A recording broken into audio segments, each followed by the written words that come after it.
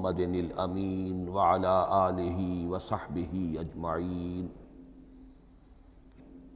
اما بعد فقد قال اللہ تبارک وتعالی کما ورد فی سورۃ الزخرف اعوذ باللہ من الشیطان الرجیم بسم اللہ الرحمن الرحیم حامیم والکتاب المبین انا جعلناہ قرآنا عربیا لعلکم تعقلون وَإِنَّهُ فِي أُمِّ الْكِتَابِ لَدَيْنَا لَعَلِيٌّ حَكِيمٌ وقال تبارک وتعالی كما ورد في سورة الواقعة فلا أقسم بمواقع النجوم وإنه لقسم لو تعلمون عظيم إنه لقرآن كريم في كتاب مكنون لا يمسه إلا المطهرون تنزيل من رب العالمين وقال عز وجل كما ورد في آخر سورة الفجر بل هو قرآن مجيد في لوح محفوظ صدق الله العظيم رب اشرح لي صدري ويسر لي امري واحلل عقدة من لساني يفقهوا قولي اللهم ربنا الهمنا رشدنا واعذنا من شرور انفسنا اللهم ارنا الحق حقا وارزقنا اتباعه وارنا الباطل باطلا وارزقنا اجتنابه اللهم ارحمنا بالقرآن العظيم واجعله لنا اماما ونورا وهدى ورحمة اللهم ذکرنا منہ ما نسینا وعلمنا منہ ما جہلنا وارزقنا تلاوتہ آناء اللیل وآناء النہار واجعلہ لنا حجتا یا رب العالمین آمین۔ تعارف قرآن کے ضمن میں سب سے پہلی بات جو سمجھنے کی ہے وہ یہ کہ قرآن مجید کے بارے میں ہمارا اجمالی عقیدہ کیا ہے۔ یہ تین جملوں پر مشتمل ہو سکتا ہے۔ ہمارے نزدیک قرآن اللہ کا کلام ہے جو محمد الرسول اللہ صلی اللہ علیہ وسلم پر نازل ہوا، اور تیسرے یہ کہ یہ مکمل محفوظ شکل میں موجود ہے بنوعاً، اس میں نہ کوئی تحریف ہوئی ہے نہ کوئی تبدیلی ہوئی ہے۔ یہ کم سے کم تین اجزاء ہیں ہمارے عقیدے کے قرآن مجید کے بارے میں۔ لیکن اب اس کی کچھ علمی توضیحات۔ سب سے پہلے یہ کہ کلام ہونا، اس کا اللہ کا کلام ہونا، اس لیے کہ آپ کے علم میں ہے کہ تورات جو حضرت موسیٰ علیہ السلام کو دی گئی تھی وہ لکھی ہوئی شکل میں پتھر کی تختیوں پر لکھی ہوئی صورت میں دی گئی تھی، اور قرآن مجید کی تنزیل جو محمد رسول اللہ صلی اللہ علیہ وسلم پر ہوئی ہے وہ ایک مختلف صورت میں ہوئی ہے۔ اس کو قرآن مجید خود اللہ کا کلام قرار دیتا ہے۔ چنانچہ سورہ توبہ کی آیت ہے، آیت نمبر 6، وَإِنْ أَحَدٌ مِّنَ الْمُشْرِكِينَ اسْتَجَارَكَ فَأَجِرْهُ حَتَّى يَسْمَعَ كَلَامَ اللَّهِ ثُمَّ أَبْلِغْهُ مَأْمَنَهُ۔ جب ہجرت کے 9ویں سال آخری وارننگ دی گئی تھی مشرکین عرب کو کہ اب صرف تمہیں چند مہینے کی مہلت دی جا رہی ہے، اس دوران میں آخری فیصلہ کر لو اسلام قبول کرنا ہے یا نہیں، اس لیے کہ اس کے بعد مشرکین عرب کے لیے کوئی رعایت نہیں ہوگی، جو لوگ اسلام قبول نہیں کریں گے انہیں تہہ تیغ کر دیا جائے گا۔ فَإِذَا انْسَلَخَ الْأَشْهُرُ الْحُرُمُ فَاقْتُلُوا الْمُشْرِكِينَ حَيْثُ وَجَدتُّمُوهُمْ۔ جب یہ مہلت ختم ہو جائے تو ان مشرکین کا قتل عام کرو۔ اس کی وضاحت پھر جب سورہ توبہ ہم پڑھیں گے تو اس وقت ہوگی، اس وقت یقیناً ذہن میں کچھ اشکالات آئیں گے، لیکن اس وقت اس ضمن میں تفصیلی بحث کا موقع نہیں۔ اب اس میں ایک استثناء رکھا گیا کہ ایک مشرک ہے، وہ چاہتا ہے کہ اتنا بڑا چیلنج جو ہمیں دے دیا گیا تو ہمیں موقع دیا جائے کہ ہم آئیں، آپ کے پاس بیٹھیں، کچھ دن رہیں، اللہ کا کلام سنیں، آپ کیا بات منوانا چاہتے ہیں، اس کے لیے کیا دلائل ہیں، اس کو اچھی طرح سمجھیں، اس کا ہمیں موقع ہونا چاہیے۔ اس کے لیے یہ آیت نازل ہوئی کہ وَإِنْ أَحَدٌ مِّنَ الْمُشْرِكِينَ اسْتَجَارَكَ، اے نبی اگر ان مشرکین میں سے کوئی شخص آپ سے پناہ طلب کرے فَأَجِرْهُ، اسے پناہ دیجئے، حتیٰ یسمع کلام اللہ، یہاں تک کہ وہ اللہ کا کلام سن لے۔ ثم ابلغہ مأمنا، پھر یہ بھی نہیں کہ اسی وقت اسے کہا جائے کہ تم مانتے ہو یا نہیں مانتے، نہیں، پھر اسے اس کے امن کے مقام پر پہنچا دو۔ یہ جو آیت ہے اس میں لفظ کلیئر آ گیا کہ قرآن مجید اللہ کا کلام ہے۔ لیکن اب اسی تل کے اوٹ میں پہاڑ والا مسئلہ ہے، ٹپ آف آئس برگ، اس کے نیچے وہ کتنا بڑا تودہ ہوتا ہے۔ کلام جو ہے اللہ تعالیٰ کی صفت ہے، اور یہ بڑا مسئلہ گہرا ہے، اور علم کلام کا ایک بڑا پیچیدہ مسئلہ ہے کہ ذات باری تعالیٰ اور اس کی صفات کے مابین کیا ربط و تعلق ہے۔ آیا صفات ذات کا جز ہیں، جزو لا ینفک ہیں، حصہ ہے، یا کچھ زائد بر ذات، جس کو علامہ اقبال نے ایک جگہ کہا ہے صفات ذات حق، حق سے جدا یا عین ذات۔ یہ ہمارے علم کلام کا ایک بڑا پیچیدہ مسئلہ ہے، لیکن یہ کہ اس میں متکلمین کا جو تقریباً اجماعی فیصلہ ہے وہ دو لفظوں میں آتا، لا عین ولا غیر۔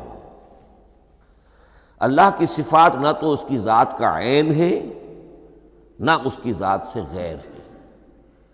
بہت پیچیدہ شکل ہے، اور یہ بھی اس وقت کا میرا موضوع نہیں ہے، میں صرف کسی اور موضوع کے لیے صرف حوالے دے رہا ہوں۔ بہرحال قرآن مجید کا جو تعلق ہے ذات باری تعالیٰ کے ساتھ، وہ اس مسئلے سے بخوبی واضح ہو جاتا ہے کہ چونکہ یہ اللہ تعالیٰ کی صفت ہے، اور صفت کو ہم یہ نہیں کہہ سکتے کہ وہ ذات باری تعالیٰ سے جدا ہے، یہ بھی نہیں کہہ سکتے کہ اس کی ذات کا جزو لا ینفک ہے۔ کچھ اسی طرح کا تعلق ہے قرآن مجید کا ذات باری تعالیٰ کے ساتھ، لیکن یہ مسئلہ قرآن مجید میں خود بیان ہوا،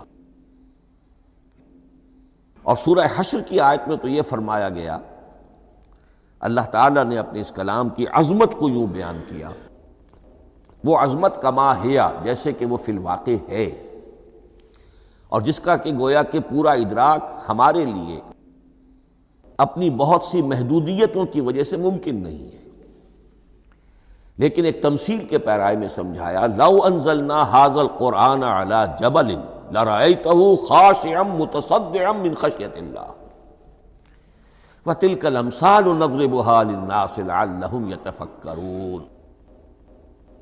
اگر ہم نے اس قرآن کو کسی پہاڑ پر اتار دیا ہوتا تو تم دیکھتے کہ وہ دب جاتا اور پھٹ جاتا اللہ کے خوف سے۔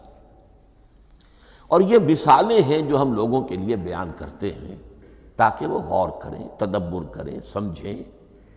ما لا یدرک کلہ لا یترک کلہ، اگرچہ بتمام و کمال عظمت قرآن کا فہم ان کے لیے ممکن نہیں ہے، لیکن کسی درجے میں تو کچھ انعکاس اس کا ہو جائے، کچھ اندازہ ہو جائے، انسان اپنی ذہنی سطح کے اعتبار سے، اس کی مناسبت سے کسی درجے میں عظمت قرآن کا اندازہ کر لے، تو اللہ تعالیٰ کے ان الفاظ کو سامنے رکھے کہ لو انزلنا ھذا القرآن علی جبل لرأیتہ خاشعا متصدعا من خشیۃ اللہ۔ اب اس آیت کو سمجھنے کے لیے سورہ اعراف کی آیت نمبر 143 کو سمجھنا ہوگا، اسی اصول کے تحت کہ القرآن یفسر بعضہ بعضا، قرآن کا ایک حصہ دوسرے حصے کی تشریح کرتا ہے۔ وہاں یہ واقعہ بیان ہوا ہے کہ حضرت موسیٰ علیہ السلام کو جب اللہ تعالیٰ نے کوہ طور پر طلب فرمایا 30 راتوں کے لیے، جس میں بعد میں 10 کا اضافہ کر کے وہ ایک 40 رات کا ایک کورس بنا، دن رات، اس موقع پر جو مخاطبہ الہی، مکالمہ الہی سے مشرف ہوئے حضرت موسیٰ علیہ السلام، تو ان کی آتش شوق بھڑکی، اور انہوں نے بڑی جرت کر کے یہ درخواست کر دی، رب ارنی انظر الیک، پروردگار مجھے اپنا دیدار بھی عطا فرما، مجھے موقع عنایت فرما، میں تجھے دیکھ سکوں۔ یہ ان کی وہ آتش شوق کا مسئلہ ہے۔ لیکن جواب کیا ملا؟ لن ترانی، تو مجھے ہرگز نہیں دیکھ سکتے، ولکن انظر الی الجبل فإن استقر مکانہ فسوف ترانی۔ لیکن ظاہر بات ہے کہ حضرت موسیٰ علیہ السلام کو بات سمجھانے کے لیے کچھ مشاہدہ بھی کرانا تھا۔ فرمایا تم مجھے نہیں دیکھ سکتے، البتہ اس سامنے کے پہاڑ پر نگاہ جماؤ، ہم اس پر اپنی ایک تجلی ڈالیں گے۔ یہ اگلی الفاظ کے اندر وضاحت ہے، میں یہاں پہلے سے بیان کر رہا ہوں سمجھانے کے لیے۔ اگر وہ پہاڑ ہماری اس تجلی کو، تجلی کسے کہتے ہیں؟ جلا، روشنی، تو اللہ تعالیٰ کی طرف سے کوئی خاص اس کے نور کا جب پرتو ہوتا ہے کسی شے پر تو وہ اس کی تجلی ہے۔ ہم اپنی ایک تجلی اس پہاڑ پر ڈالیں گے، اگر وہ اس کو جھیل جائے، اپنی جگہ کھڑا رہ جائے، تو تم سمجھنا کہ شاید تم بھی ہمیں دیکھ سکو۔ فلما تجلی ربہ للجبل، اب یہاں وہ لفظ آ گیا، جب اللہ نے تجلی اپنی پہاڑ پر ڈالی، جعلہ دکا وخر موسیٰ صعقا، وہ پہاڑ ریزہ ریزہ ہو گیا اور حضرت موسیٰ بے ہوش ہو کر گر گئے۔ اب یہ بے ہوش ہو کر گر جانا، جبکہ وہ تجلی براہ راست بھی نہیں ہے، بالواسطہ ہے۔ مشاہدہ جو کر رہے حضرت موسیٰ وہ بالواسطہ ہے، تجلی پہاڑ پر ہے، لیکن یہ کہ اس کا بھی بالواسطہ اس کا جو ہوا ہے، اس کی جو تاثیر ہوئی حضرت موسیٰ علیہ السلام پر کہ وہ اس کی تاب نہ لا سکے اور بے ہوش ہو کر گر گئے۔ یہاں سے یہ بات سمجھ میں آتی ہے کہ یہ تجلی یہ ذات باری تعالیٰ تھی جس نے کوہ طور کو جلا کر بھسم کر دیا یا ٹکڑے ٹکڑے کر دیا، ریزہ ریزہ کر دیا۔ اب ذات الہی کے ساتھ جو تعلق ہے کلام الہی کا، اور یہ صفت جو لا عین ولا غیر کے درجے میں ہے ذات کے ساتھ، تو وہی تاثیر اس کلام الہی کی بھی ہے۔ لو انزلنا هذا القرآن على جبل لرأيته خاشعا متصدعا من خشية الله وتلك الامثال نضربها للناس لعلهم يتفكرون۔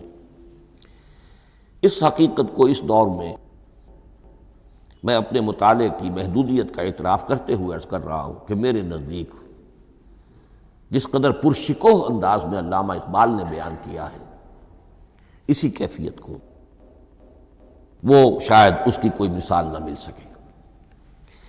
فاش گویم آنچ در دل مزمرست، یہ کتابیں نیست چیزیں دیگر است۔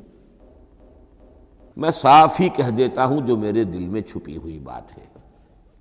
فاش گویم آنچ در دل مزمرست، یہ کتابیں نیست، اس قرآن کو کتاب نہ سمجھنا، یہ کچھ اور شے ہے، چیزیں دیگر است۔ اب وہ چیزیں دیگر کیا ہے؟ وہی جو میں نے عرض کیا، ذات باری تعالیٰ اور کلام کا صفت باری تعالیٰ ہونا، اس کے بنا پر جو مناسبت ہے، جو قرب ہے، جو مشابہت ہے۔ مثل حق پنہاؤ ہم پیداستو، زندہ و پائندہ و گویاستو۔ اس کلام میں اللہ تعالیٰ کی ساری صفات کا انعکاس موجود ہے۔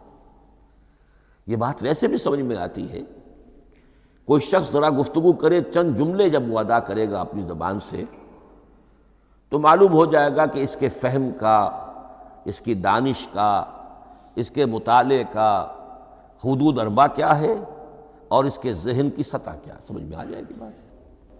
اس لیے کہ کلام جو ہے وہ متکلم کی پوری شخصیت کی عکاسی کر رہا ہوتا۔ تانت بازی راگ پایا، چند جملے کسی نے کہا، پتہ چل گیا کہ یہ کس سطح کے آدمی ہیں، علمی اعتبار سے، معلوماتی اعتبار سے، تہذیبی اعتبار سے، کلچرڈ ہیں یا نہیں ہیں، یہ ساری باتیں چند جملوں میں واضح ہو جائیں گی۔ تو اللہ تعالیٰ کی بھی جملہ صفات کا عکس اس قرآن میں موجود ہے۔ ان میں سے جن چند چیزوں کا ذکر علامہ نے شعر میں کیا، وہ جو سورہ حدید کی آیت ہے، هو الاول والآخر والظاہر والباطن، اللہ الظاہر بھی ہے، الباطن بھی ہے، اتنا ظاہر کہ اس سے زیادہ ظاہر کوئی شے نہیں، اور اتنا باطن کہ اس سے زیادہ چھپی ہوئی کوئی شے نہیں۔ اسی لیے حضور سے جو منقول ہیں الفاظ کہ پروردگار انت الظاہر فلیس فوقک شیء وانت الباطن فلیس دونک شیء. یہی کیفیت قرآن کی ہے. مثل حق پنہاں و ہم پیداستو، پنہاں بھی ہے ظاہر بھی ہے، جیسے ذات باری تعالی. اور جیسے اللہ تعالیٰ کی شان ہے جو آیت الکرسی کے شروع میں آئی، الحی القیوم. مثل حق پنہاں و ہم پیداستو، زندہ و پائندہ و گویاستو. یہ قرآن جو ہے اللہ تعالیٰ کی صفات کا ایک عکس اپنے اندر رکھتا ہے. اس سے ذرا آگے چلیے. کلام کے بارے میں اب کلام الہی ظاہر بات ہے کہ صفت ہے، اور صفت قدیم ہے. اللہ کی صفات حادث نہیں ہے. اللہ کی ذات بھی قدیم ہمیشہ سے ہے، اور اس کی صفات بھی قدیم ہمیشہ سے. اور یہ جو کلام الہی ہے، ظاہر بات ہے کہ یہ جو ہماری زبان کے حروف و اصوات ہیں، کلام الہی تو ان سے منزہ ہے، مبرہ ہے، ماورا ہے، اعلیٰ ہے، عرفہ ہے. ہماری زبانوں کے حروف و اصوات، الفابیٹس جگہ جگہ تبدیل ہو جائیں گے. انگریزی کے کچھ اور ہیں، اردو کے کچھ اور ہیں، عربی کے کچھ اور ہیں. کلام الہی ان تمام سے آگاہ، عرفہ، منزہ اور مبرہ ہے. یہ کلام الہی جب بھی نازل ہوا ہے، ظاہر بات ہے حضرت موسیٰ پر اگر کتاب اتاری گئی وہ بھی علم الہی سے آئی، لیکن وہ عبرانی زبان میں آئی. حضرت عیسیٰ علیہ السلام پر انجیل اتاری گئی، ہم یقین سے نہیں کہہ سکتے، دو میں سے کسی ایک زبان میں اتاری گئی ہوگی، یا عبرانی ہوگی، اس لیے کہ شام کے جس علاقے میں، فلسطین کے جس علاقے میں ان کی پیدائش ہوئی اور جہاں وہ دعوت و تبلیغ کے لیے گھومتے رہے، اس کے عوام کی زبان تھی آرامی، اور خواص کی زبان تھی عبرانی، ہیبریو. تو یا تو وہ بھی تورات کی طرح عبرانی ہی میں نازل ہوئی تھی، یا آرامی میں ہوگی. لیکن اب کوئی نسخہ نہ ہیبریو کا، کوئی قدیم نسخہ دنیا میں موجود ہے، نہ آرامی کا. جو سب سے پرانا نسخہ ملتا ہے انجیل کا، وہ اس کا ترجمہ ہے، لیٹن زبان کا ترجمہ ہے یا گریک ترجمہ ہے، اصل کوئی نہیں. بہرحال جب وہ کلام الہی محمد الرسول اللہ پر نازل ہوا، اب اس نے حروف و اصوات کا وہ جامہ پہنا کہ جو عربی زبان کے ہیں. یہی وجہ دیکھیے، میں نے جو آیت سورہ حامیم، یہ جو سلسلہ سور ہے اس میں سے سورہ زخرف کی آیت جو میں نے آپ کو سنائی، حامیم والکتاب المبین انا جعلناہ قرآنا عربیا لعلکم تعقلون. ہم نے بنا دیا ہے اپنے اس کلام کو قرآن عربی، اس کو عربی حروف و اصوات کا جامہ ہم نے پہنا دیا ہے. انا جعلناہ قرآنا عربیا لعلکم تعقلون، کہ چونکہ مخاطب اول جو قوم تھی امیین، ان کی زبان عربی تھی، لعلکم تعقلون، تاکہ تم اس کو سمجھ سکو. اب اس سے آگے چلیے. اصل قرآن مجید کے 3 مقامات سے معلوم ہوتا ہے. اصل قرآن اللہ کے پاس ہے. یہ قرآن جو ہمارے پاس ہے، مصحف عثمان رضی اللہ تعالی عنہ، یہ اس قرآن کی مصدقہ نقل ہے. اصل قرآن کہاں ہے؟ ایک جگہ فرمایا بل ہوا قرآن مجید فی لوح محفوظ، لوح محفوظ میں ہے اصل قرآن وہاں ہے. اسی طریقے سے اسی سورہ زخرف کی اگلی آیت کیا ہے؟ ہم نے اسے عربی قرآن بنا کر اتارا، لیکن اصل قرآن کیا ہے؟ وَإِنَّهُ فِي أُمِّ الْكِتَابِ لَدَيْنَا لَعَلِيٌّ حَكِيمٌ. حقیقت میں تو یہ ام الکتاب میں ہے جو ہمارے پاس ہے، اور علی ہے، بہت بلند، حکیم، بڑی حکمت والا، یا محکم، مضبوط. حکیم کے دونوں معنی ہیں. استحکام بھی اسی ہے کاف اور میم کے مادے سے بنا ہے، کسی شے کا پختہ ہو جانا، مضبوط ہو جانا. اور عقل کی پختگی وہ حکمت ہے. وہ دانائی ہے۔ اس اعتبار سے نوٹ کیجئے اصل قرآن کہاں ہے؟ لوح محفوظ میں۔ اصل قرآن کہاں ہے؟ ام الکتاب میں۔ اسی کو کہا گیا ہے ایک اور مقام پر فی صحف مکرمۃ مرفوعۃ مطہرۃ بأیدی سفرۃ کرام بررہ۔ یہ قرآن، اصل قرآن تو بڑے صحیفوں میں، ان صحیفوں میں ہے، ان صفحات میں ہے، ان اوراق میں ہے جس کی شان کیا ہے؟ مکرمۃ، ان کی انتہائی تعظیم کی جاتی ہے، مطہرۃ، نہایت پاک صحیفے، فی صحف مکرمۃ مرفوعۃ، بلند و بالا، مطہرۃ بأیدی سفرۃ کرام بررہ، ان فرشتوں کے ہاتھ میں جو بہت باعزت، بہت اونچے درجے کے، ان کے ہاتھوں میں ہے۔ وہ لوگ ہیں کہ جن کی تحویل میں ہے یہ کلام پاک، فی صحف مکرمۃ مرفوعۃ مطہرۃ بأیدی سفرۃ کرام بررہ۔ اب اسی کو بیان کیا ہے سورہ واقعہ میں، فلا اقسم بمواقع النجوم، تو نہیں، میں قسم کھاتا ہوں ستاروں کے ڈوبنے کی جگہ کی۔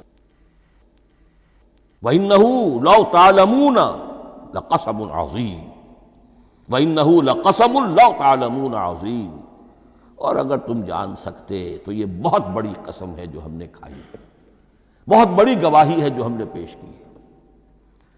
اب تدریجاً اس کا انکشاف ہو رہا ہے۔ یہ آج جو تصور ہے بلیک ہولز کا، اس سے کچھ اندازہ ہوتا ہے یہ ستارے کہاں ڈوب جاتے ہیں۔ بڑے بڑے ستارے نسیم منسیہ ہو جاتے ہیں، ستارے نہیں، پوری گیلیکسیز اس میں گم ہو جاتے ہیں۔ وہ مقبرے ہیں بڑی بڑی گیلیکسیز کے۔ فلا اقسم بمواقع النجوم وانہ لقسم لو تعلمون عظیم انہ لقرآن کریم، یہ قرآن ہے بہت باعزت، فی کتاب مکنون، اور یہ اس کتاب میں جو چھپی ہوئی ہے۔ یہ لؤلؤ مکنون کا لفظ آتا ہے قرآن مجید میں، جیسے موتی ہوتے ہیں انہیں چھپا کر رکھا جاتا ہے ڈبیوں میں، مخملی ڈبیوں کے اندر موتیوں کو، اسی طریقے سے فی کتاب مکنون، لا یمسہ الا المطہرون، وہ صحیفے بھی بہت مطہرہ تھے اور ان کو چھو نہیں سکتے مگر وہی جو انتہائی پاک ہیں، ملائکہ مقربین، جن کے قریب سے بھی ہو کر معصیت یا گناہ کا کوئی تصور تک نہیں گزر سکتا، وہ ہیں جو اس کو چھوتے ہیں، ان کے ہاتھوں میں ہے، ان کی تحویل میں ہے۔ یہ ہے وہ چیزیں کہ جس سے اندازہ ہوا کہ اصل قرآن کہاں ہے۔ یہ جو ہمارے پاس ہے در حقیقت یہ نقل مطابق اصل ہے، مصدقہ نقل ہے۔ اب اس میں آپ سے عرض کر دوں کہ ایک بہت خوبصورت بات ہمیں جو ملتی ہے، تورات میں جو استثناء، جو صفر استثناء ہے، ڈیوٹرانومی، اس کے 18ویں باب میں 18ویں اور 19ویں آیات جو ہیں اس میں ذکر موجود ہے، میں ان کے لیے انہی کے بھائیوں میں سے تیری مانند ایک نبی برپا کروں گا۔ اللہ تعالیٰ کلام فرما رہے ہیں یہاں حضرت موسیٰ علیہ السلام سے، آج بھی موجود ہے اولڈ ٹیسٹمنٹ، ڈیوٹرانومی یا کتاب استثناء، صفر استثناء، اس کا 18واں باب، اس کی 18ویں اور 19ویں آیات، جب چاہیں جا کر دیکھ لیں۔ میں ان کے لیے ان کے بھائیوں ہی میں سے تیری مانند ایک رسول اٹھاؤں گا، میں ان کے لیے انہی کے بھائیوں میں سے تیری مانند ایک نبی برپا کروں گا اور اپنا کلام اس کے منہ میں ڈالوں گا، اور جو کچھ میں اس سے کہوں گا وہی وہ ان سے کہے گا۔ یہ ہے جو پیشین گوئی ہے محمد الرسول اللہ صلی اللہ علیہ وسلم کی۔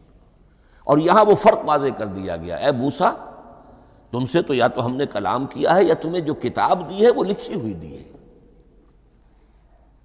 لیکن جو نبی تیری ہی مانند میں برپا کروں گا۔ اب اس میں بھی نوٹ کرنے کی بات ہے کہ حضرت موسیٰ کے مشابہ نبی اکرم صلی اللہ علیہ وسلم کے سوا کوئی نبی نہیں، صاحب کتاب وہ بھی تھے، صاحب کتاب محمد بھی ہیں، صاحب امت وہ بھی تھے، اور صاحب امت محمد رسول اللہ ہے، تیری مانند صاحب شریعت۔ حضرت عیسیٰ صاحب شریعت نہیں تھے، شریعت موسوی ہی کو نافذ کرنے کے لیے آئے تھے، ان کی حیثیت دین موسوی کے مجدد کی تھی۔ ویسے نبی تھے، اللہ کے فضل و کرم سے نبی تھے، اس میں کوئی شک نہیں، رسول تھے، لیکن یہ کہ ان کے کام کی نوعیت کیا تھی، اس لیے کہ کوئی نئی شریعت لے کر نہیں آئے۔ اب بھی انجیل میں الفاظ موجود ہیں، don't think I have come to destroy law, جو موزائک لا جسے یہ کہتے ہیں، شریعت موسوی، وہ تم پر نافذ رہے گی، تم اس کی پابندی کرو گے، چونکہ صاحب شریعت رسول یا موسیٰ یا محمد صلی اللہ علیہ وسلم علیہ الصلوۃ والسلام، تو میں ان کے بھائیوں میں سے، اب بھائی کون ہوں گے؟ ظاہر بات ہے بنی اسرائیل، ان کے کزنز کون ہیں؟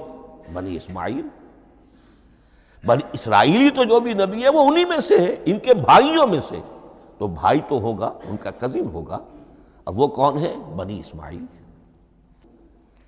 تو ان کے بھائیوں میں سے گویا کہ غیر اسرائیلی جو ان کے قریب ترین قرابت دار ہوں گے وہ بنو اسماعیل ہیں۔ تیرے مانند صاحب شریعت نبی میں برپا کروں گا، لیکن اس پر جو میرا کلام اترے گا وہ کس شکل میں اترے گا؟ میں اپنا کلام اس کے منہ میں ڈالوں گا، اور پھر وہ جو کچھ کہے گا وہ وہی کہے گا جو میں نے کہا ہے۔ اب اس کے حوالے سے ایک بہت اہم بات سمجھ لیجئے، اور قرآن مجید کے دو اہم مقامات کی وضاحت اس سے ہو جائے گی۔ یہ کلام اللہ، قرآن مجید میں اس کو قول جبرائیل بھی کہا گیا ہے۔ کلام اللہ حضرت جبرائیل کے ذریعے سے جب ادا ہوا ہے تو قول جبرائیل ہے، اور پھر جب وہ محمد الرسول اللہ کی زبانی ادا ہوا تو قول رسول ہے، قول محمد ہے صلی اللہ علیہ وسلم۔ یہ قول اللہ بھی ہے، قول جبرائیل بھی ہے، اور قول محمد بھی ہے بیک وقت۔ یہ بات دیکھیے سورۃ تکویر، اذا الشمس کورت، انہ لقول رسول کریم ذی قوت عند ذی العرش مکین مطاع ثم امین وما صاحبکم بمجنون۔ یہ یہاں پر حضرت جبرائیل کا ذکر ہو رہا ہے۔ وما ہوا بقول شیطان الرجیم، محمد تک اس قرآن کو لانے والا تو وہ بلند پائے کا فرشتہ ہے، یہ کوئی شیطان رجیم نہیں ہے، اس لیے کہ مکے والوں نے کہہ دیا تھا ہو سکتا ہے کوئی بدروح آئی ہو محمد پر، اور اس بدروح نے کوئی الٹی سیدھی بات سکھا دی ہو، نہیں۔ انہ لقول رسول کریم، یہاں رسول کریم کون ہے؟ حضرت جبرائیل۔ انہ لقول رسول کریم ذی قوت عند ذی العرش مکین، بڑی قوت والا اور جس کا بڑا اونچا مقام اور مرتبہ ہے عرش والے کے قریب۔ ذی قوت عند ذی العرش مکین مطاع ثم امین، وہ فرشتوں کے مطاع ہیں، فرشتے ان کی اطاعت کرتے ہیں، فرشتوں کے سردار ہیں، اور پھر ساتھ ہی پورے امین ہیں، جبرائیل امین، یہ ہم لفظ استعمال کرتے ہیں۔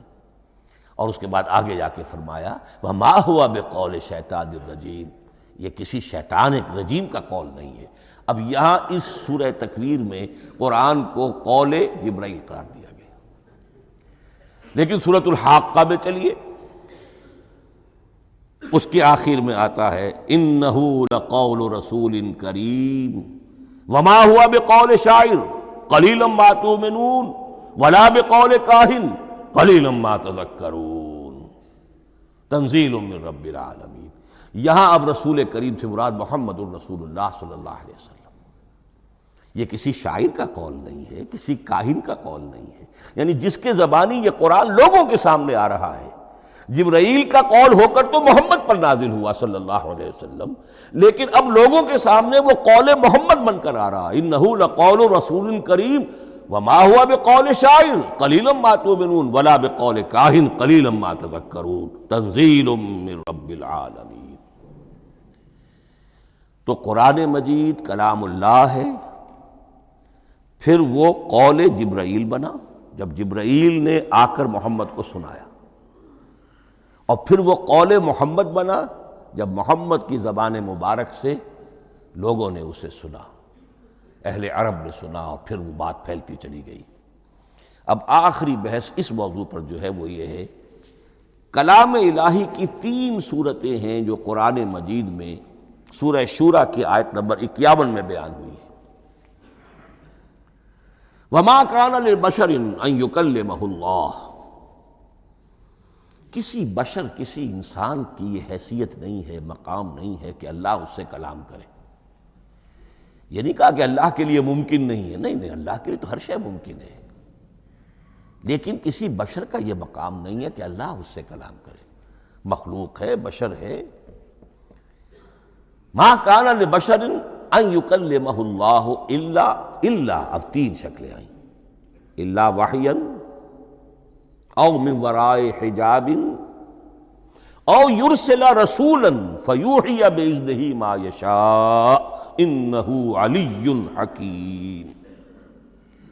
3 صورتیں ہیں کلام الہی کی۔ یا تو براہ راست اللہ وحی کرتا ہے بغیر کسی فرشتے کی درمیان میں ذریعہ بنائے ہوئے، اسی کا نام الہام ہے، اسی کا نام تحدیث ہے۔ یہ غیر نبی کے ساتھ بھی ہوتا ہے۔ حضور نے فرمایا ہر نبی کی امت میں محدث ہوتے تھے جن سے اللہ کلام کرتا تھا، اور میری امت کا محدث عمر ہے رضی اللہ تعالی عنہ۔ محدث، محدث نہیں، محدث کے معنی ہے علم حدیث کا ماہر۔ امام بخاری محدث ہیں، امام مسلم محدث ہیں۔ محدث تحدیث سے مفعول بنا، جس سے بات کی جاتی ہے۔ محدث، اللہ بات کرتا ہے، اللہ دل میں ڈال دیتا ہے، القاء ہو جاتا ہے، الہام ہو جاتا ہے، کوئی فرشتہ درمیان میں نہیں، براہ راست۔ دوسری شکل کلام کی کیا ہے؟ او من وراء حجاب، یہ ہمارے علم کی حد تک صرف حضرت موسیٰ علیہ السلام کی شان ہے، استثنائی شان ہے۔ وَكَلَّمَ اللَّهُ مُوسَىٰ تَكْلِيمًا، اور موسیٰ کے ساتھ تو اللہ نے کلام فرمایا جیسے کہ کلام کیا جاتا ہے۔ فرق کیا تھا؟ من وراء حجاب، پردہ تھا، دیکھ نہیں سکتے تھے، تبھی تو ان کی وہ آتش شوق بھڑکی تھی۔ کیا قیامت ہے کہ چلمن سے لگے بیٹھے ہیں، صاف چھپتے بھی نہیں، سامنے آتے بھی نہیں، کلام بھی فرما رہے ہیں، لیکن یہ کہ بات مجھے دیدار عطا کرنے کے لیے تیار نہیں، رب ارنی انظر الیک۔ لیکن یہ جو کلام ہے ہمارے علم کی حد تک براہ راست اس دنیا میں حضور سے ہوا ہے معراج کی شب، لیکن وہ 7ویں آسمان پر ہوا۔ اس دنیا میں ہمارے علم کی حد تک یہ کلام براہ راست من وراء حجاب صرف حضرت موسیٰ علیہ السلام کی استثنائی شان ہے۔ اور تیسرا ہے او یرسل رسولا فیوحی باذنہ ما یشاء، یا تیسری صورت یہ کہ اللہ کسی پیغامبر کو بھیجتا ہے جو وحی کرتا ہے جو اللہ چاہتا ہے۔ یہ تیسری شکل ہے وحی کی۔ قرآن مجید اس تیسری شکل میں نازل ہوا ہے محمد الرسول اللہ صلی اللہ علیہ وسلم پر۔ حضور کو جو الہام ہو جاتے تھے، جو حضور کو القاء ہو جاتا تھا، جو آپ کے دل میں براہ راست اللہ کی طرف سے وحی آتی تھی، وہ قرآن میں شامل نہیں ہے۔ اگرچہ حضور کے خواب بھی سچے تھے، وہ بھی اللہ کی طرف سے ہوتے تھے، شیطان کی آمیزش نہیں ہو سکتی تھی، لیکن یہ بھی قرآن میں شامل نہیں ہے۔ قرآن میں شامل ہے تیسری قسم کی وحی، او یرسل رسولا، پھر ہم بھیجتے ہیں ایک پیغامبر کو فرشتوں میں سے۔ اللہ یصطفی من الملائکۃ رسلا ومن الناس، اللہ چن لیتا ہے فرشتوں میں سے بھی اپنا پیغامبر اور انسانوں میں سے بھی۔ تو فرشتے کے ذریعے سے ایک فرشتہ جو اللہ سے لیتا ہے اور انسان، رسول انسان تک پہنچا دیتا ہے۔ اب وہ رسول انسان، رسول بشر جو ہے وہ اپنے ہم نوع، ہم جنس لوگوں کو پہنچاتا ہے۔ تو اللہ یصطفی من الملائکۃ رسلا ومن الناس، یہاں وہی بات فرمائی او یرسل رسولا فیوحی باذنہ ما یشاء، پھر وہ وحی کرتا ہے اللہ کے حکم سے جو اللہ چاہتا ہے۔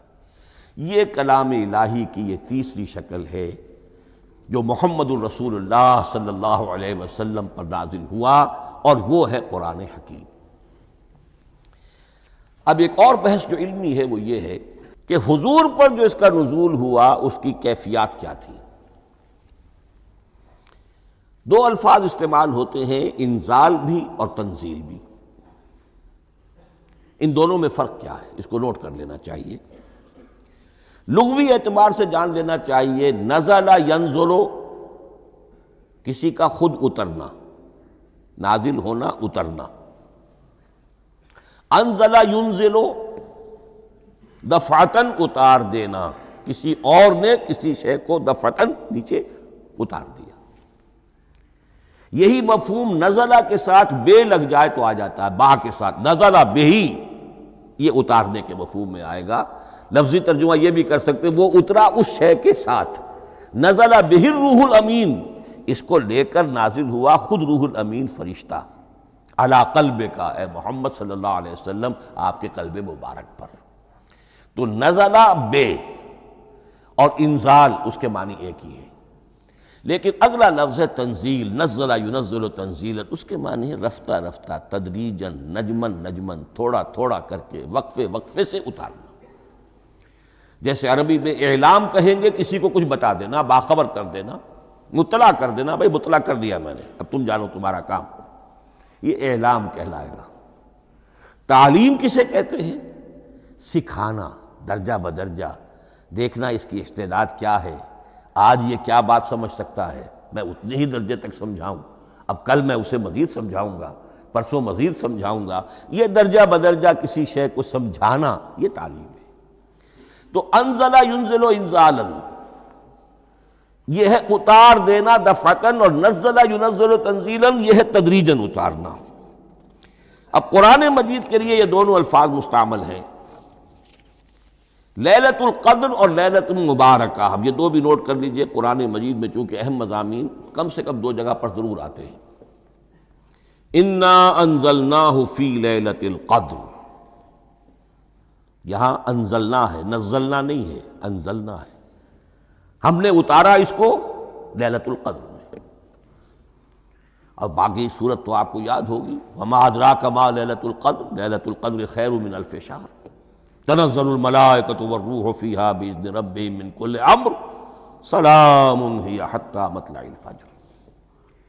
لیکن یہ اہم مضمون قرآن مجید میں دوسری جگہ بھی ہے، سورہ دخان کے شروع میں فرمایا حامیم والکتاب المبین انا انزلناہ فی لیلۃ مبارکۃ انا کنا منذرین فیہا یفرق کل امر حکیم امرا من عندنا انا کنا مرسلین رحمتا من ربک انہ هو السمیع العلیم۔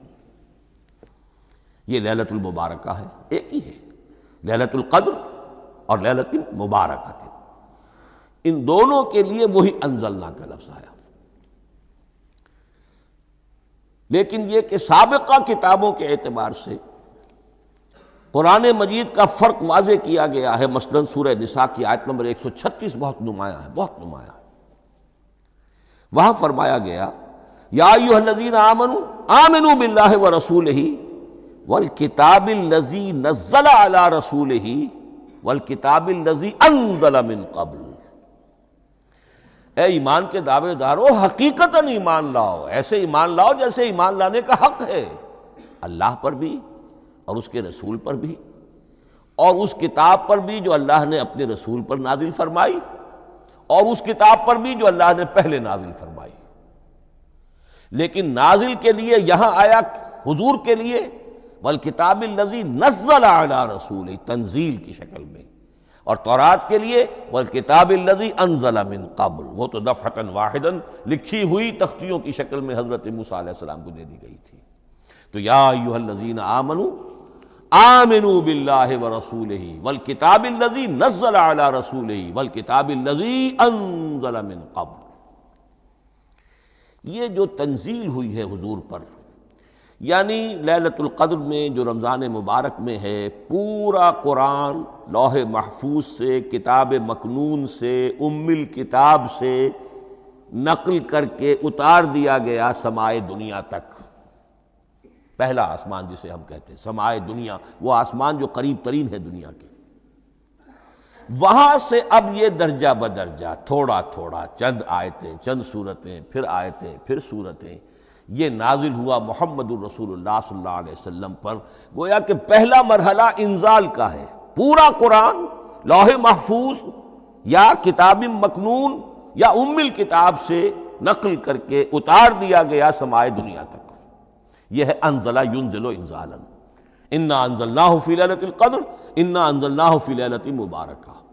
لیکن محمد الرسول اللہ پر یہ نازل ہوا اب تھوڑا تھوڑا، نجمن نجمن، درجہ بدرجہ، تدریجن. یہ ہے تنزیل.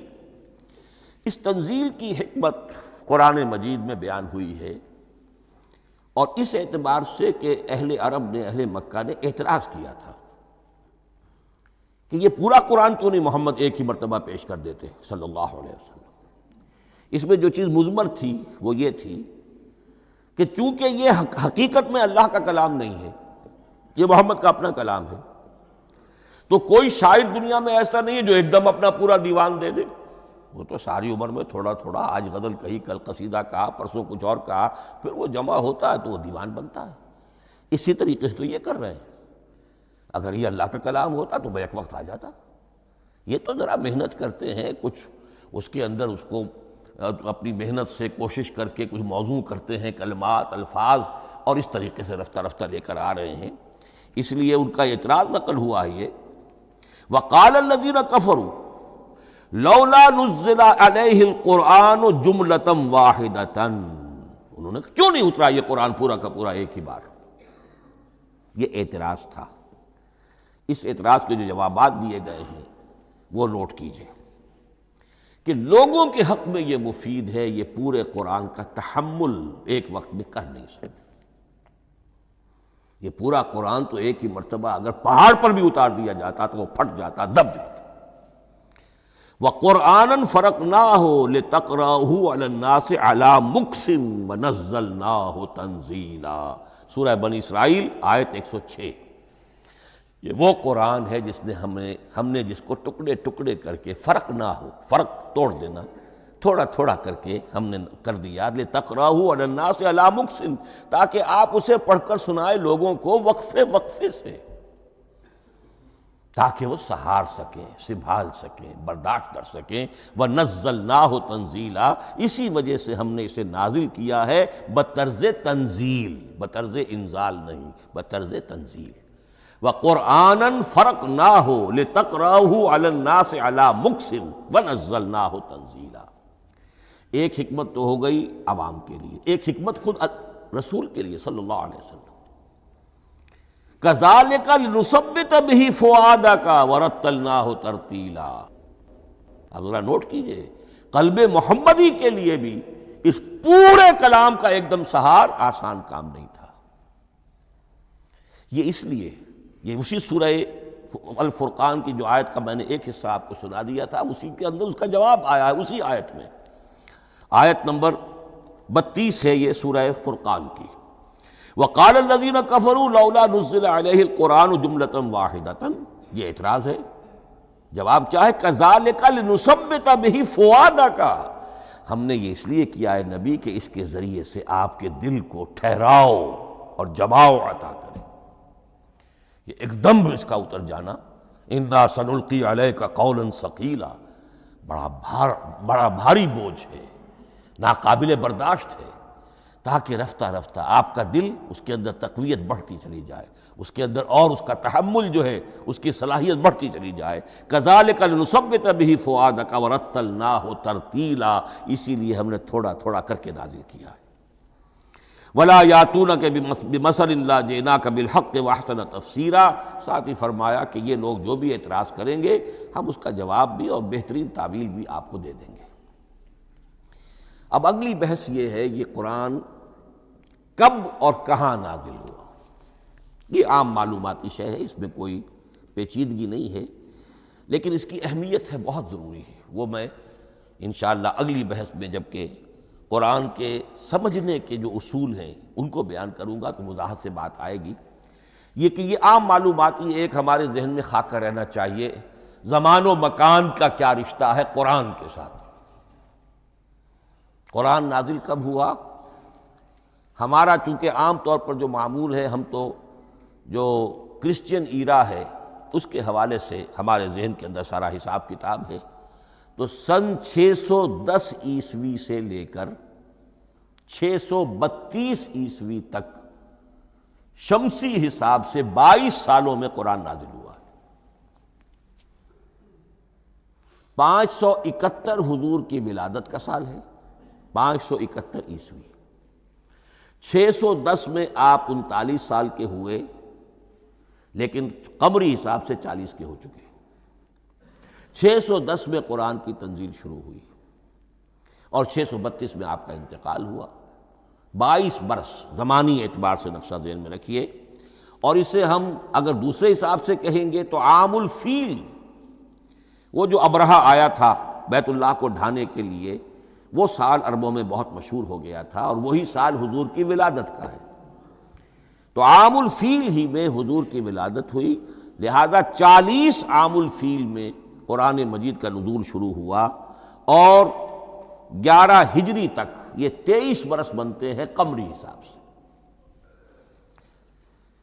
ایک رائے یہ بھی ہے کہ قرآن کا نزول 20 برس میں ہوا ہے، اور اس میں وضاحت یہ ہے کہ پہلے 3 سال اللہ تعالیٰ نے ایک فرشتے کو، حضرت اسرافیل علیہ السلام کو مامور کیا تھا حضور کی تعلیم پر۔ دنیاوی اعتبار سے حضور نے کوئی تعلیم حاصل نہیں کی، آپ امی تھے۔ آپ نے دنیاوی اعتبار سے کسی کے سامنے زانو تلمس طے نہیں کیا، کہیں کوئی تعلیم حاصل نہیں کی، کہیں کوئی تحصیل علم نہیں کی، لیکن اللہ تعالیٰ نے علمہ شدید القویٰ، اللہ تعالیٰ نے جو کچھ انہیں سکھایا ہے، جو علم انہیں عطا کیا ہے، تو ایک روایت یہ ہے کہ 3 برس تک، اور اس کے بعد پھر قرآن نازل ہونا شروع ہوا، تو 20 برس تک قرآن نازل ہوا۔ لیکن وہ لوگ بھی مانتے ہیں کہ سورہ علق کی آیتیں نازل ہو چکی تھی، پھر 3 برس کا وقفہ ہے۔ سورہ علق کی آیتیں کیا ہے؟ جو پہلی وحی ہے، اقرأ بسم ربک الذی خلق، خلق الانسان من علق، اقرأ وربک الاکرم الذی علم بالقلم، علم الانسان ما لم یعلم۔ گویا کہ بسم اللہ ہو رہی ہے محمد الرسول اللہ صلی اللہ علیہ وسلم کی تعلیم کی، اور جن گھرانوں میں یہ رواج ابھی تک چل رہا ہو، بسم اللہ بچوں کی کراتے ہیں، ایک تقریب کی شکل میں منعقد کرتے ہیں، ہمارے ہاں یہ رواج تھا، اب ہم چھوڑ چکے ہیں، کہ جو تقریب بھی حضور کی اور صحابہ کی زندگیوں سے ثابت نہ ہو، ہمیں کوشش کرنی چاہیے کہ ان تقریبات کا سلسلہ منقطع کریں۔ ما انا علیہ واصحابی، ہماری تقریبات جو ہیں وہ بس وہیں تک محدود رہنی چاہیے۔ بہرحال وہ جو ایک چلتی ہے روایت، 4 سال 4 مہینے 4 دن کا بچہ یا بچی ہے تو بسم اللہ یہی آیتیں پڑھی جاتی ہیں۔ پڑھ تو نہیں سکتا، انگلی رکھ کر پڑھانے والا کوئی عالم دین بیٹھ جاتا ہے سامنے، وہ نہا دھو کر بچہ یا بچی بیٹھی ہوئی ہے، اور اس کو اقرأ بسم ربک الذی خلق، خلق الانسان من علق، اقرأ وربک الاکرم الذی علم بالقلم، علم الانسان ما لم یعلم۔ اب اس میں تو سارا پڑھنے پر زور ہے، حصول علم پر زور ہے، کسی تبلیغ کا حکم ہی نہیں، ابھی رسالت کا کوئی تذکرہ کچھ بھی نہیں، اس میں تو قیامت کا بھی کوئی ذکر نہیں۔ اب اس کے بعد روایت یہ ہے کہ 3 برس تک پھر حضرت اسرافیل دن رات حضور کے ساتھ رہے ہیں اور آپ کی تعلیم ہوئی ہے، اور پھر 3 برس کے بعد پھر وحی کا سلسلہ شروع ہوا ہے، واللہ عالم۔ لیکن یہ کہ جب سورہ اقرا نازل ہو چکی ہے، اس کی 5 آیتیں، تو وہ 3 برس بھی اس کا وقفہ شمار ہوں گے، زمانہ نزول پھر وہی 23 برس رہے گا۔ اسی کے ساتھ میں نے عرض کیا تھا کہ دوسری بات یہ، کہاں نازل ہوا قرآن؟ ایک لفظ میں تو یہ سمجھ لیجئے یہ حجاز میں نازل ہوا۔ حجاز جزیرہ نماء عرب کا ایک خاص حصہ ہے، پہاڑی سلسلہ، یوں سمجھ لیجئے، اس کو ذہن میں رکھیے۔ جزیرہ نماء عرب جو ہے وہ شمال سے جنوب کی طرف چوڑا ہوتا جاتا ہے، شمال میں شام اور عراق کی طرف جاتا ہے تو وہ تنگ ہے، پھر نیچے چوڑا ہو رہا ہے۔ اس کا جو مغربی ساحل ہے، جس پر جدہ کی بندرگاہ بھی ہے، ینبو کی بھی ہے، اس کے کہیں وہ ایک میدان شروع ہوتا ہے ساحل سے، کہیں وہ بہت مختصر ہے، کہیں خاصا چوڑا ہے، اس کو کہتے ہیں تہامہ۔ پھر ایک پہاڑی سلسلہ ہے، اس کو کہتے ہیں حجاز۔ یہ پہاڑی سلسلہ جو ہے اس کے بعد جو ہے وہ نجد کہلاتا ہے، وہ سطح مرتفع ہے، پلیشو۔ تو یہ 3 حصے ہیں جزیرہ نماء عرب کے جغرافیائی اعتبار سے، اور حجاز کہتے بھی ہیں پردے کو، حاجزن، پردہ جو 2 چیزوں کے درمیان حائل ہو جائے۔ تو یوں سمجھیے کہ یہ فلیٹ ہے نجد کا، اور یہ فلیٹ ہے میدان یہ ہے تہامہ کا، اور درمیان میں یہ پہاڑی سلسلہ کھڑا ہوا ہے، تو یہ گویا کہ ان دونوں کو جدا کر رہا، یہ حجاز ہے۔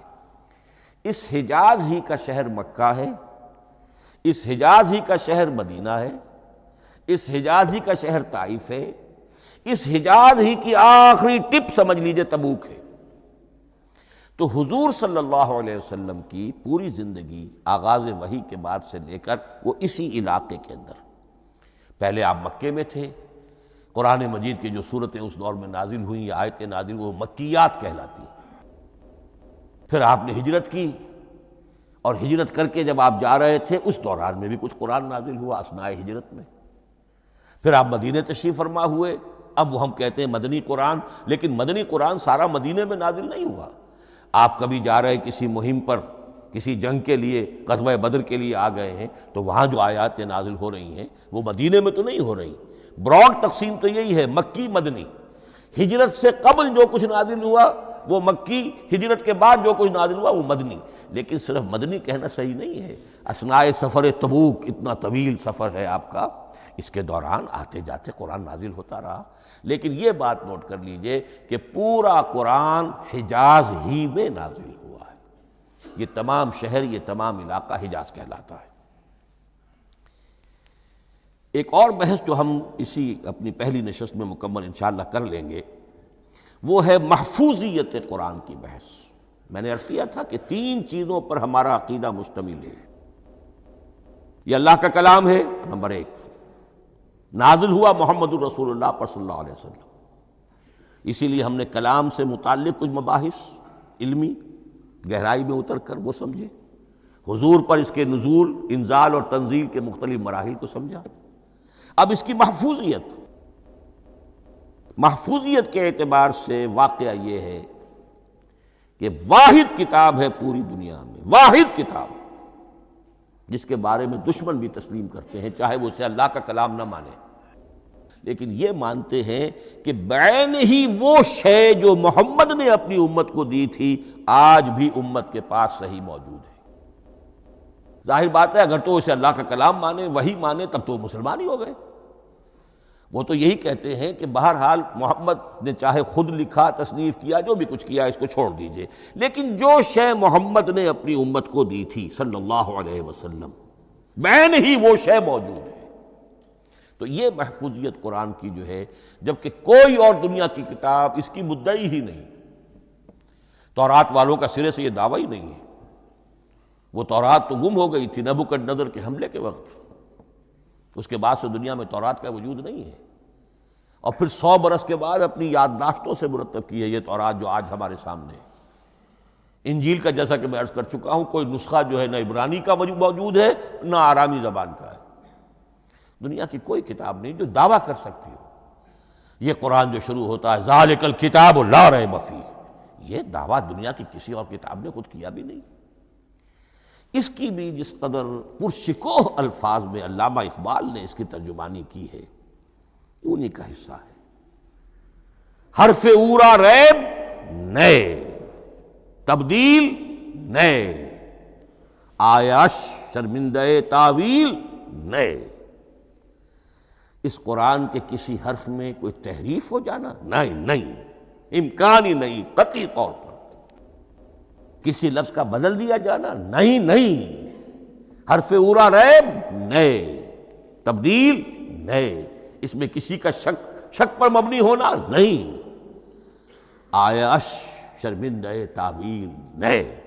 اس کی آیت کوئی بھی ایسی نہیں جسے تروڑا مروڑا جا سکے، یہ اپنی حفاظت خود کرتی ہے۔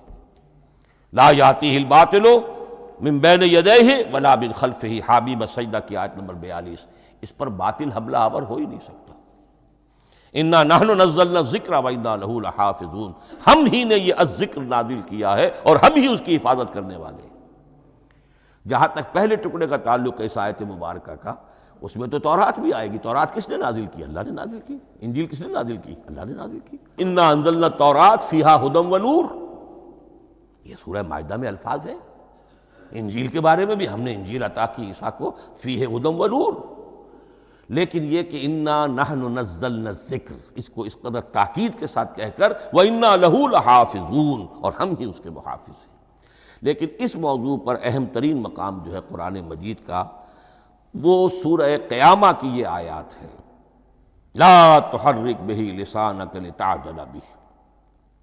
جب قرآن نازل ہوتا تھا حضور جلدی جلدی زبان کو حرکت دیتے تھے، یاد کر لیں، مبادا کہیں بھول جاؤں، مبادا کوئی لفظ جو ہے تبدیل ہو جائے۔ یہ مشقت جو آپ جھیل رہے تھے، اس سے اللہ نے روک دیا از راہ شفقت اور محبت۔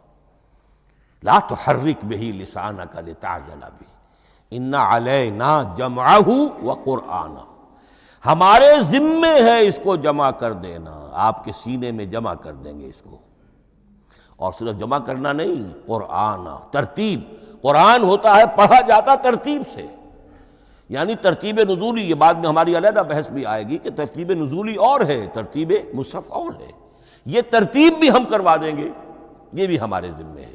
ان علینا جمعہ وقرآنہ فاذا قرأناہ فاتبع قرآنہ، پھر جب ہم جس ترتیب سے پھر آپ کو پڑھائیں اسی ترتیب کی پیروی کیجیے۔